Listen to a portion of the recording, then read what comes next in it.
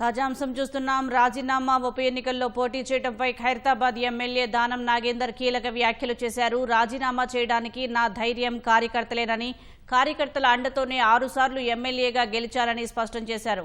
ఉప ఎన్నిక వస్తే మళ్లీ గెలుస్తానని విశ్వాసం వ్యక్తం చేశారు.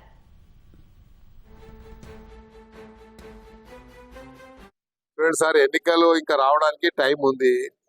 రేవంత్ రెడ్డిని ఓడగొట్టుడు గెలిపించుడు కాదు. ముందు మనము మన జరిగినటువంటి తప్పులు తెలుసుకోవాలి.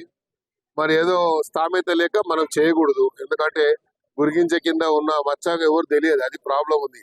అందుకనే ఇప్పుడే కానీ ఒక స్థాయిలో ఉన్న వ్యక్తిని మనము తప్పుగా మాట్లాడితే ఆ స్థాయి ఉన్న వ్యక్తి కూడా కిందికి వచ్చి మాట్లాడాల్సి వస్తుంది.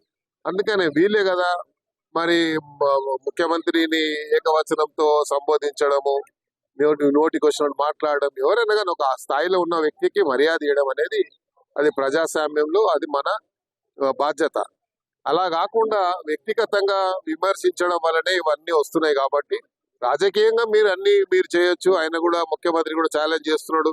మేము చేసిన అభివృద్ధి విషయంలో కానీ మేము ఇచ్చిన మరి పెట్టినటువంటి స్కీమ్స్ మేము జరగలేదు అంటే ఎక్కడైనా సరే ఏ వేదికమైనా ఛాలెంజ్ విసురుతున్నాడు. కాబట్టి ఆ ఛాలెంజ్ కు యాక్సెప్ట్ చేయకుండా మనం ఏకవచనంతో ముఖ్యమంత్రిని తిట్టడం వల్లనే ఇవన్నీ సమస్యలు వస్తున్నాయి. కాబట్టి మీరు అభివృద్ధి విషయంలో ఇచ్చినటువంటి స్కీమ్స్ ఏవైతే గ్యారంటీలు ఇచ్చిండ్రో ఆ గ్యారంటీలు జరగలేదని మీరు అంటారు, జరుగుతున్నాయని మేము చెప్తున్నాం. కాబట్టి జరుగుతున్నాయి ఎక్కడ అనేది మీరు చర్చకు వస్తే చెప్తామని ముఖ్యమంత్రి గారు చెప్పారు, మంత్రులు కూడా చెప్తున్నారు. కాబట్టి దాని మీద స్పందిస్తే బాగుంటుంది.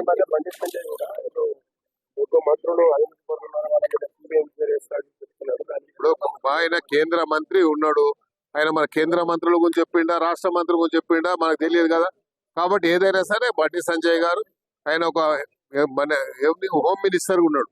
హోమ్ మినిస్టర్ ఉంటే అన్ని విభాగాలు ఆయన చేస్తుంటాయి. సిబిఐ కానీ ఈడీ కానీ అన్ని స్టేట్ మినిస్టర్ కంట్రోలే ఉంటాయి, కేబినెట్ మినిస్టర్ కంట్రోల్ ఉంటాయి.